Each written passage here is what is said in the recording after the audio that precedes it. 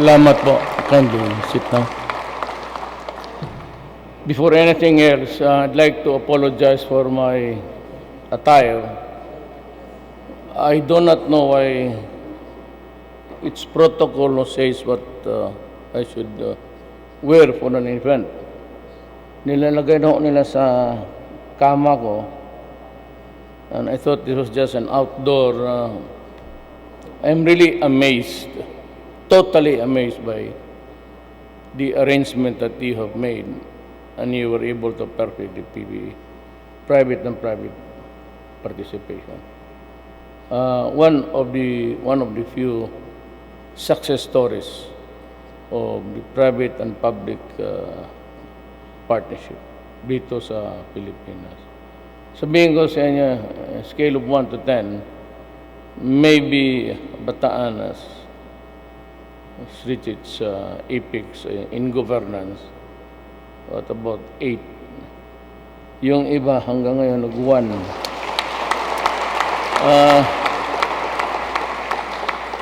Kaya 2 pages lang naman ito.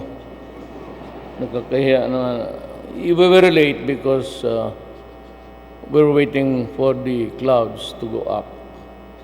Hindi ho kami maka-take off because mababa yung clouds. Hindi ho makita namin yung building. Kung pinilit namin, di, bago ng presidente bukas. So I just had to bide our time. And I was really praying that because of habit, I did not want to disappoint you, ma'am. And si Boy, Roque, has been a good friend of mine for the last 60 years. Bata pa kami. Ngayon, bata na lang. Bataan Province Governor Albert Garcia and the other local government officials, Senator Bongo. Bong, magpasalamat ka, Bong.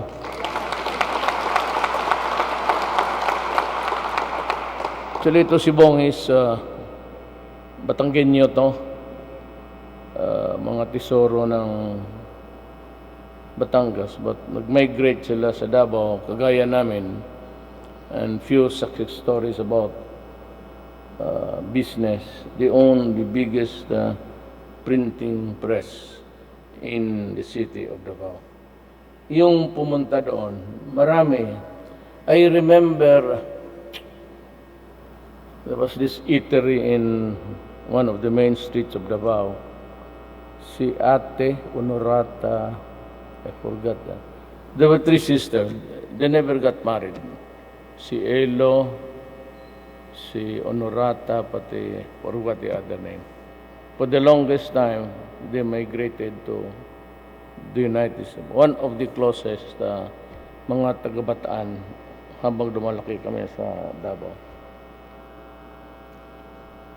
The honorable members of the House of Representatives, the up-and-coming Speaker of the House, total, wala man dito si Aquino. Si Cayetano. Bira na. The other invited guests, fellow workers in government, mga kababayan. I thank the people of Bataan for their warm welcome. I am deeply honored to be part of the inauguration and blessing of the new Bataan Government Center Business Hub, aptly called the Bunker. When we hear the word bunker, we think of it as a safe refuge, a shelter that can be adequately provided our basic needs during extraordinary times. I hope that this bunker that we are inaugurating today will serve its purpose of helping the people of Bataan face the rapidly evolving modern complexities and challenges of everyday life. Alam mo, hindi naman ko kayo binubula. Bataan promises to be one of the fastest rising local governments. And with your distance, it's only about a few hours or a few minutes you can connect even with the vast water in between. Bataan will surely get a share of whatever is good in the days to come. You do not only have the ideal place, you have the most revered ground. Regret lang natin kasi we were not here to help our forefathers when they fought for freedom for our country. It is in this light that I acknowledge the government officials of Bataan for their inspiring vision to build this hub that will facilitate the convergence of government offices, national government agencies, and other service providers as they engage the general public. I likewise recognize the potential of Bataan for further development. In fact, I signed a measure expanding the territory of the Freeport area of Bataan to create more investment and tourism opportunities for the country. Dadating rin yan. Sinabi ko. The proximity and the opportunity is there. It is my hope that we'll continue to partner with other stakeholders even as we maximize the opportunities afforded by this institution, including the delivery of quality and responsive government services to our people in line with the Ease of Doing Business Act of 2018. I will mag-debate ako sandali dito, ha? Kasi it's about corruption in government. I'd be out in a few months. Buwanan na lang yan. But this I would leave you, and you will remember me for it. For as long as we cannot have law and order in this country, and for as long as corruption is not stopped, no amount of resolve by any person, wag na lang ninyo akong isali, the others that might come after me. Paski anong gawin natin, if we cannot stop corruption, and if we cannot remove that, it's a worm inside in almost everybody in government, national, local. Yung ease of doing business, matagal na yan.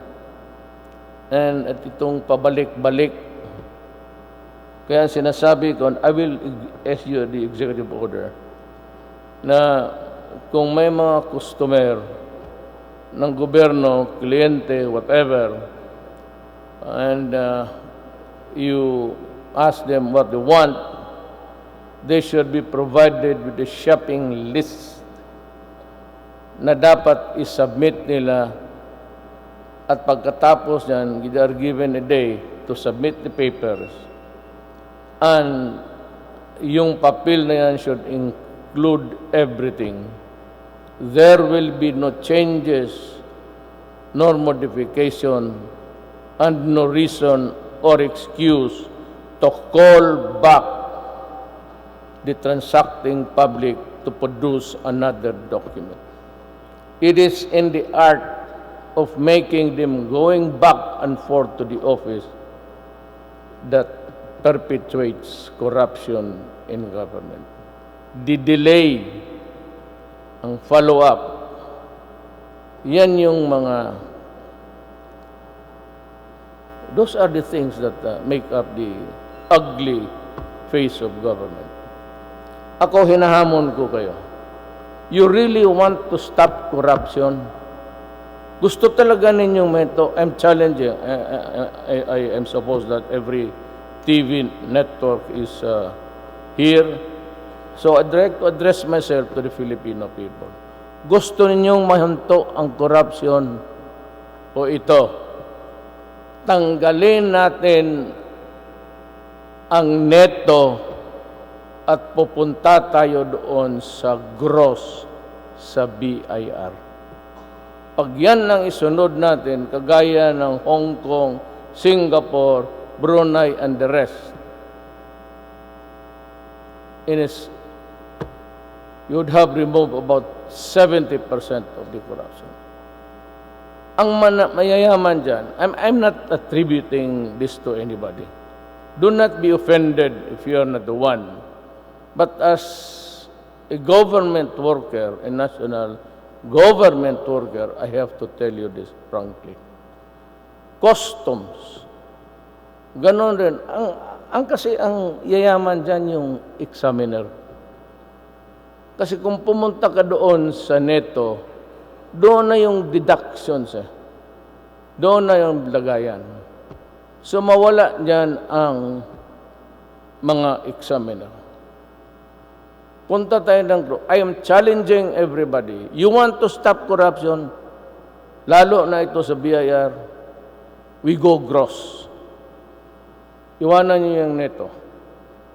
Kung talagang gusto ng tao at sincero kayo to stop corruption and to save the country and to just give a respite, pagpahinga sa mga taong Pilipino who have been victimized with corruption all of these years.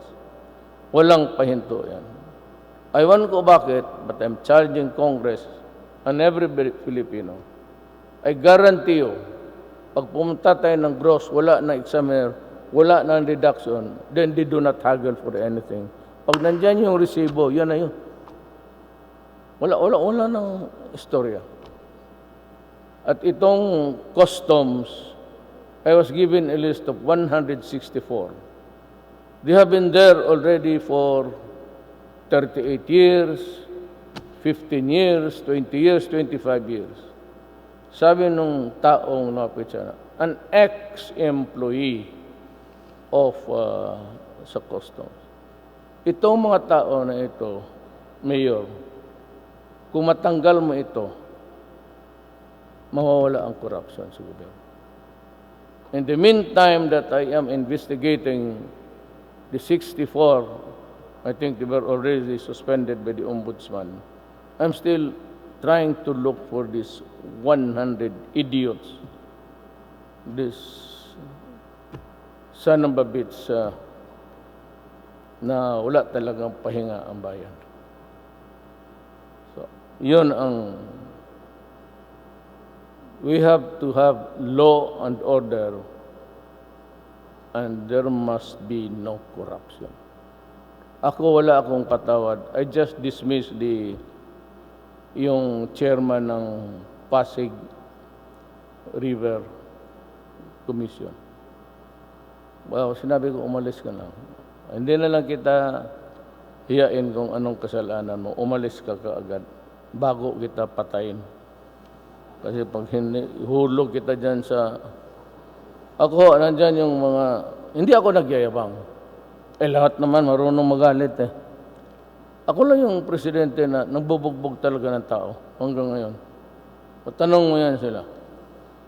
At pag tinawag kita dahil extortion sa gobyerno ka, papakainin kita ng pera. Ipapakain ko talaga sa'yo. Kung wala akong pera, maghingi ako sa kanila. Yung mga pera. Hindi, wala man akong pera. Itong akin, ano lang man. Fresh bread para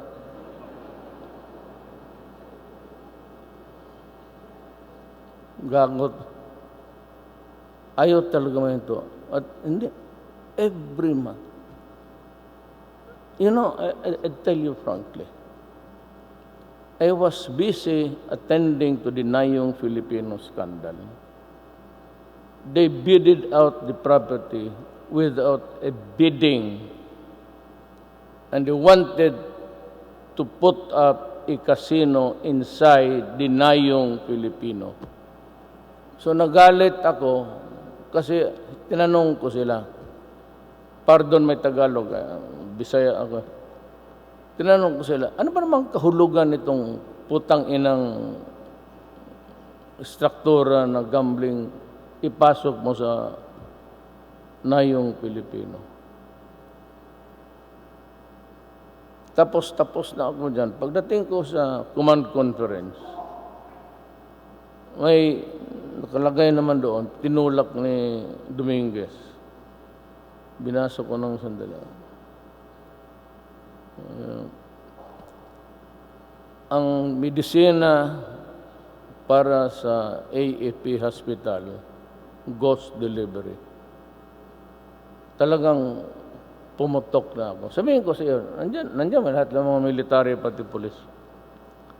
Sinabi ko sa kanila na kung pati kayo nandyan, pati medisina ng sundalo, mamamatay na lang. Sabi ko, walang pag-asa itong bayan na ito. You don't deserve me and I don't deserve you. Sabi ko sa kanila, if the major commanders, Navy, Army, Air Force, pati si Albayal din nandyan, kung tumindig kayo ngayon, ibig sabihin yan, gusto ninyong magpalit ng presidente. Titindig ako at aalis ako. At magkuha ako ng ticket, yung last flight sa Davao, mag-uwi ako doon sa amin. Bahala na kayo sa buhay ninyo dito. And in one of the cabinet meetings, I really got pissed off. There was this presentation, clearance from BIR, clearance from NEDA, clearance from almost 3 pages. Sinabi ko, simplify. Clearance. Alam mo, isang clearance, ngayon aabutin niya ng 1 buwan, 3 buwan. By the time that you have finished with these corrupting procedures, iilang taon na at ang mga materials nagmahal uli. So you have to reconfigure your, the cost of what you're building. Diyan ako, kaya ako mag-alis, talagang hihiritan ko ito lahat. I will demand, and if the cabinet official cannot really cope up with it, for health reason o matanggal ka na, pero bata pa naman ito mga gagawin to. Sabi ko sa kanila, better leave. Yung mga director, you're only given about 10 days. Wala man kayong ginagawa. Nandyan yung computer, putang. Sige, ako bili ng maraming computer, tapos walang... So what's the fuck? Sige, bili ng computer, billions na nagasto ko dyan. And then, I do not say any appreciable improvement. In ease of doing business, sinabi ko, ipitin mo.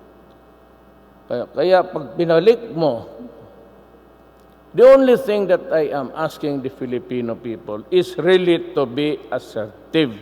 Period. Pag nagbayad na kayo, buong Pilipinas, I'm addressing myself to the Filipino nation.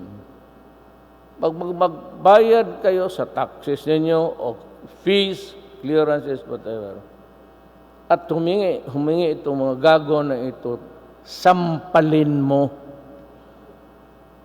Kung may baril ka, pwede barilin mo. Huwag mo na lang patayin para baka hindi ka masali doon sa pardon, sa computation. Paalang. Serious physical injuries lang yan. Probation ka, walang ano yan. Admitahin mo lang, then you go to probation. You do not go inside the prison. You just report to probation officer. Or at least, nagbaril ka ng gagong magnanakaw na ulol. And I will defend you. Pag sinampal mo, you create a commotion, then invariably, whether you like it or not, aabot sa akin yan.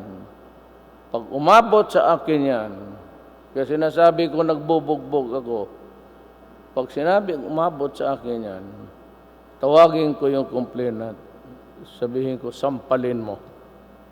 Sampalin mo na 3 beses. Pag sabi mo, magkano ba hiningi sa iyo? 5,000.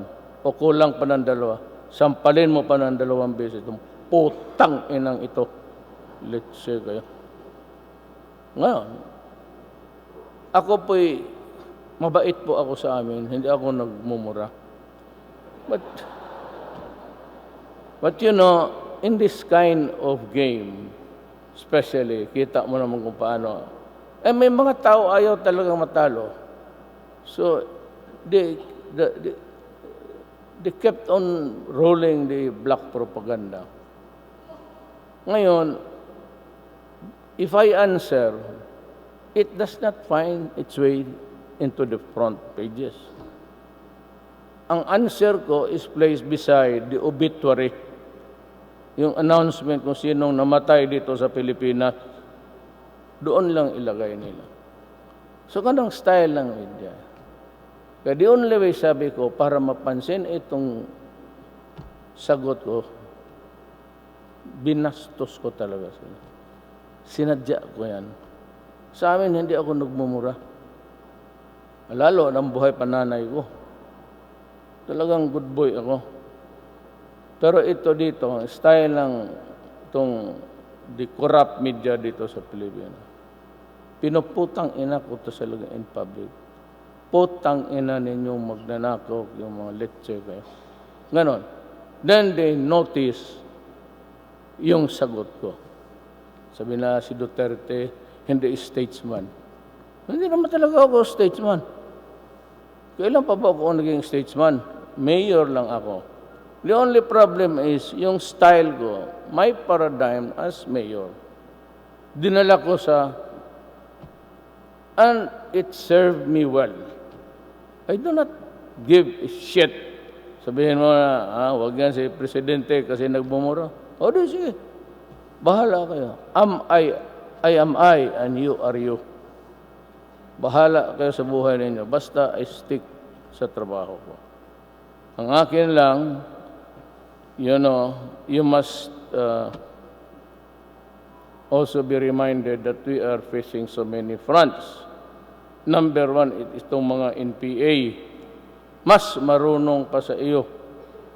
Kaya kung distribution of lands, almost 160,000 hectares na ako. Hindi ako nagdadala ng media. Iniwan ko, baka mahulog ko sa helicopter. Iwan lang kayo dyan. I do not bring media. Basta I do not want publicity. Hindi ko kasi feel. You know why? I've been mayor for 21 years. I've been a congressman, kasama kami ni the late Ted Garcia noon. I've been the vice mayor to my daughter. Tapos, never lost an election since 1988. Diretso-diretso na ako. Ang akin lang is, I do not have to prove anything to the people. Alam na nila yan. You know kung sino. I was campaigning. You heard me. Nabi ko, ito. Wala pa yung bill. Because hindi ko magkapa ako kung saan ako magpunta. Walang pera eh. And then,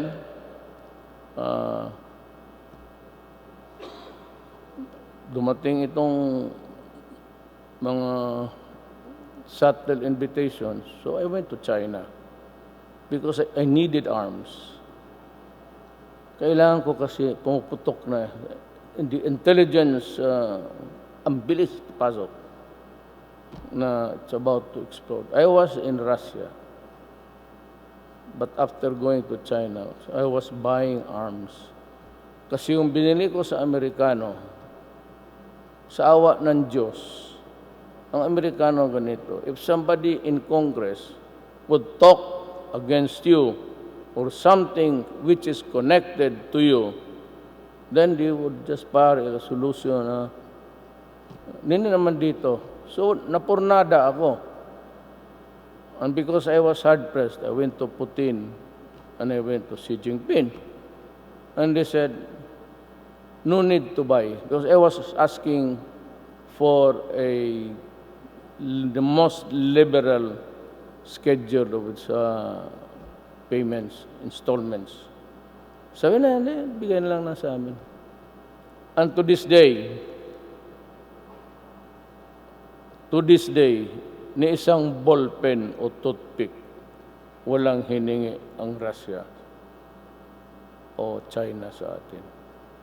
And do not worry, I never talk about military alliances. Because I'm always telling them that if we go to war at the present parity of arms, nuclear, you start a war and it becomes a worldwide phenomenon, it will be the end of the world. Nobody will grow in our land. We will be targets because the Americans are here. And that is why I will never, never, never allow any foreign power, not even, baski sino, America, Britain, I will not allow the deployment of nuclear arms. Talagang pupuntahan ko sila doon kung saan lang kayo. Ipapatanggal ko talaga. That I can assure you. So yan ang droga. Alam mo sa droga, drugs will destroy our country. Believe me. Ito ang tatay, pag bumagsak yan, wala na. Ang asawa, magwala, iwanan, wala ng pagkain. And the children will stop schooling. And this will become a dysfunctional family. And there are thousands of them. Mind you, there are thousands of them. Yung sabi ni Bato noon na 1.6 million addicts, ang counting lang yun noon, Manila area. Yung may mga TV coverages.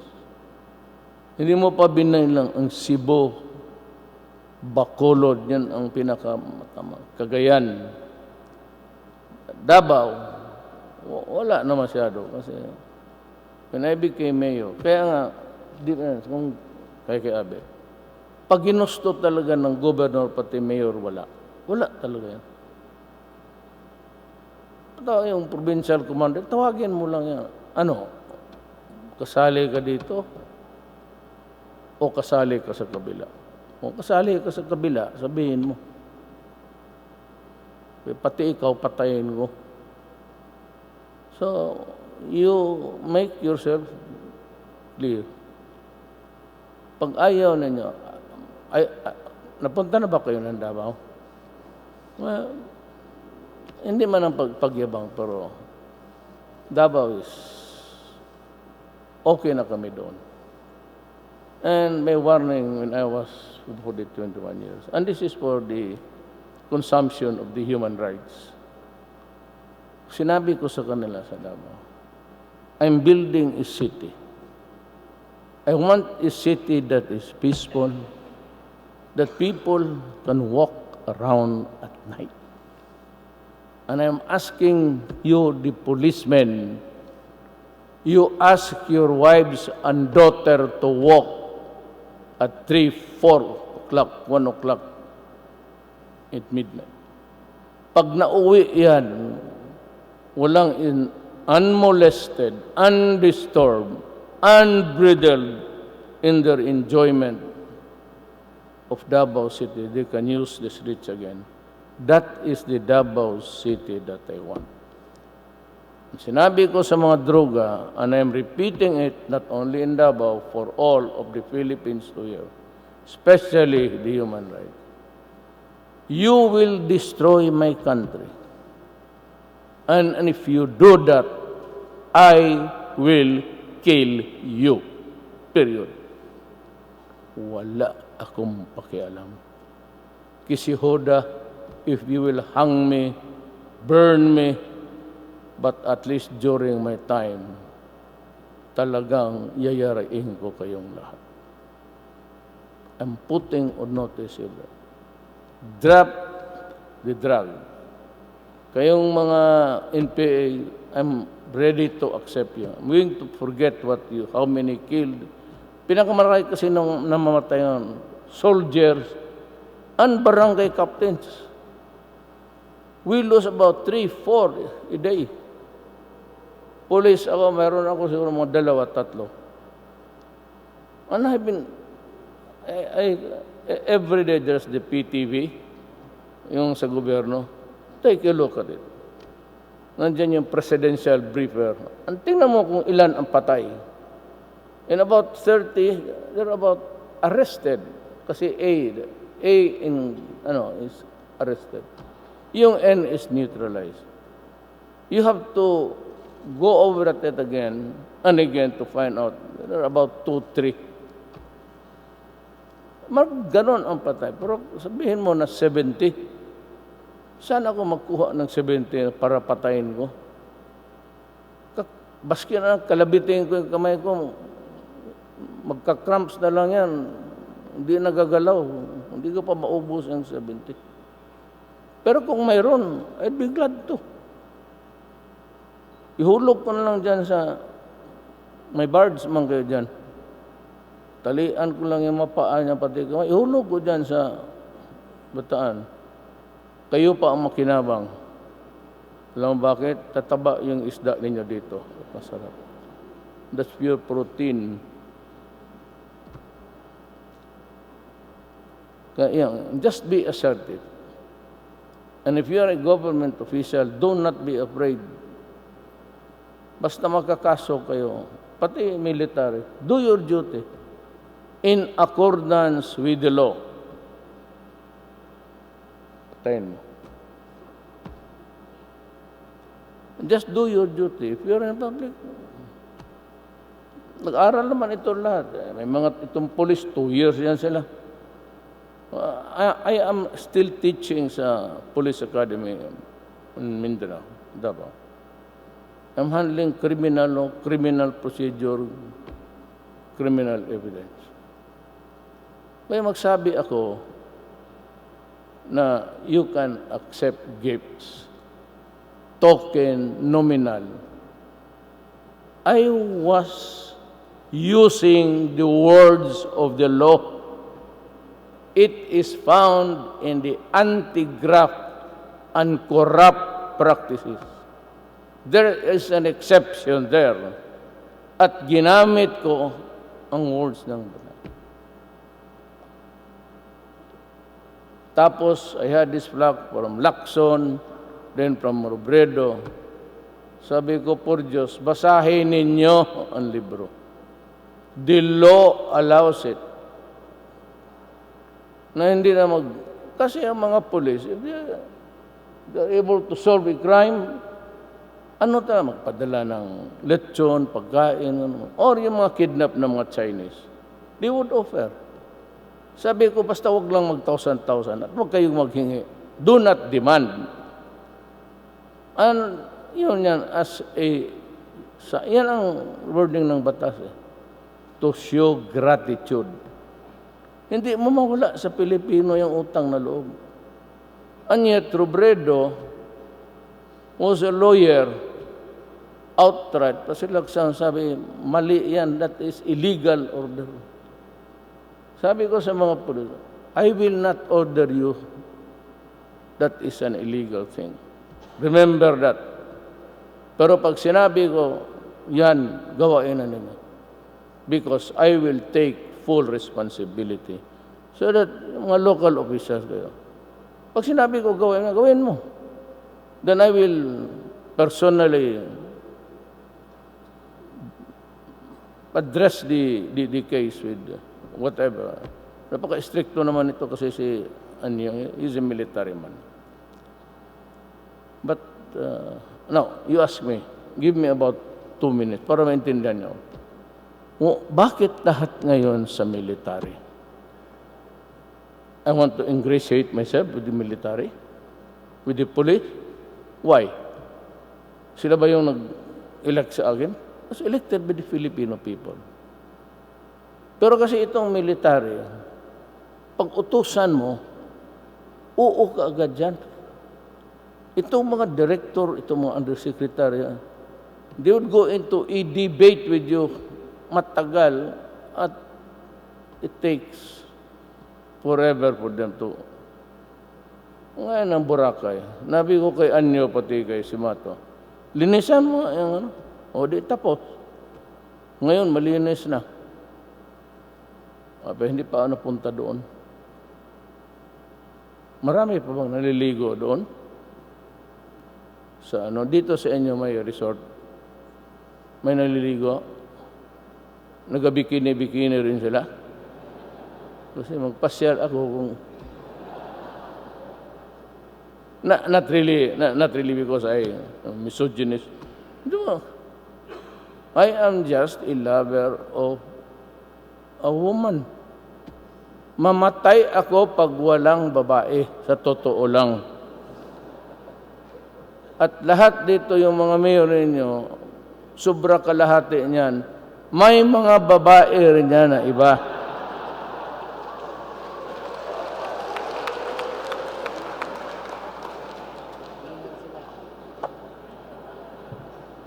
So, hanap yung, saan siya? Nandoon sa bayan, may ano doon. Maniwala ka niya.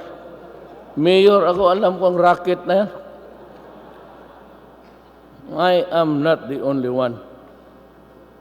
Magprangkahan lang ta. Part of the culture, part of the insanity of the Filipino. Kung sabihin mo na ako lang, sus, Mariusep. Pero hindi dito yan. Pasakayin mo yan na doon na makita sa doon, sa Makati. So, nakita namin si kasama si Ayun. O dito, good boy yan. Yan, droga. Pati itong mga karnaper, madali ito. Tanginang, wala akong pasensya sa kasi, masabi nga nila, maganda mayang mahuli. It takes time. It takes time. Nakita mo ngayon.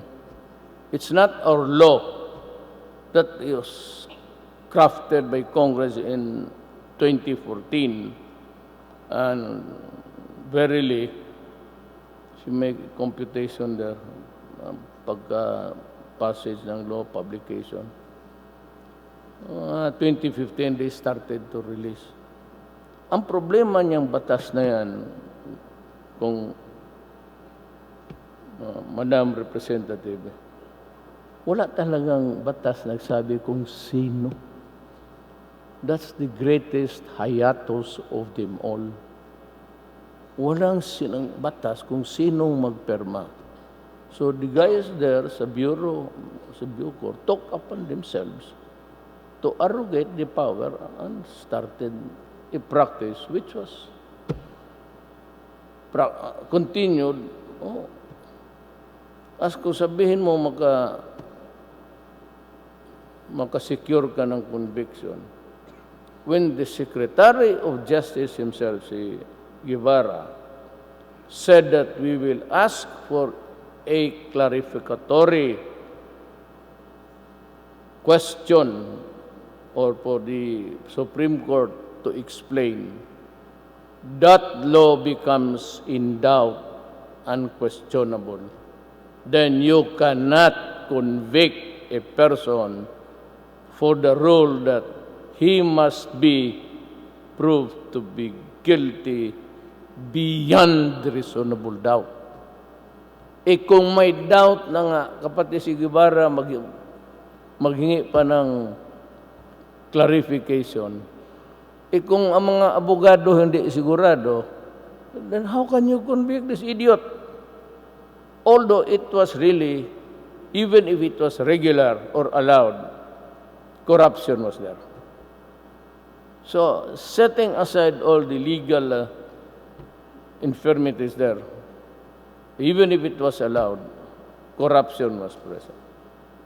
Sabihin ko lang sa inyo. And everybody will have to go. Alam nila yan. Not because they were maybe exercising a questionable provision of law and arrogating upon themselves or to themselves that power. Wala sa akin yan. If it was done in good faith, hindi kita sir, walang. Pero kung sabihin mo na bayaran, that is another story. I will hit you not because the law was in the limbo, but because of corruption. So yan ang maasahan ninyo. I'm glad that I came here to explain also to you some of the, meron tayong NPA, meron tayong facing terrorism. Diyan ako takot sa lahat. I get a sweaty palm pag yung kita mo naman sa TV, Iraq, Iran, Iran, pati Libya, yung carbam, in the United States. Pag yan ang nangyari sa atin, God forbid, hindi ko talaga malaman anong gawin ko. Hindi ko talaga malaman anong gawin ko. Magkorimentado ba ako o can I keep my cool and deal with the problem as the best as I... Diyan ako takot. Then we have the rebellion that was motivated by a conflict of lands. Kasi noon, ang Mindanao talagang malawak. Talagang it was so big at that time.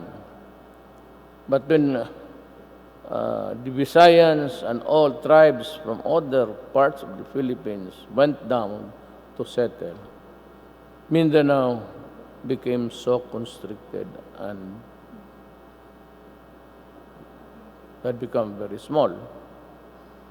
Kaya yan ang galit ng mga Moro, nawalaan sila ng lupa. Just like the Indians in America. They were deprived of their lands because it was the Americans. So, noong panahon ng Amerikano, kasi walang magpunta doon, magtrabaho sa kanilang mga plantasyon, they hired the Visayas. Approximate distance. Malapit lang eh. So, pinakamarami mga Bisaya. So, Mindanao is a Cebuano-speaking island. So, yan ang kumpisa. But we were able to somehow, mayroon tayong BUL, and it seems to be working, and I hope it would succeed. Sinor na lang ang problema ko. And he wants to begin the talk, and I will accommodate him. Ang sakit ng loob ko sa mga komunista ganito. When I was mayor, for so many years, every NPA na nag-surrender o nahuli, I never allowed the military or the police, baski isang kusi. Isang kusi is kurot. I'm sorry. Bisaya yung kusi. Kurot. Talagang ipa-investigate ko. Then, yung iba, diretso na. Ginagawa kong gwardya. Binibigyan ko ng baril. Sige, ang problema nitong NPA in Negros, may na hostage silang police. Gillette pa ang gigamit ng mga... Kaya sabi ko, malabo na ito. I am sad and I am angry. And I do not think that we can have that talks again with season. Ayaw ko na. Kasi hindi sila sumunod ng batas. They always invoke Geneva Convention, but they do not follow it. It's a pure hypocrisy. Be assured that the national government will continue to implement measures that will empower our citizenry to engage more proactively in programs that will ensure the safety and security of our communities. I ask the people of Bataan to remain as active participants in the challenging task of nation building. Together, let us work hand in hand in ensuring that every Filipino will achieve meaningful and dignified lives. congratulations, and I wish you success in all of your endeavors. I wish only the best for you, people of Bataan. Maraming salamat po.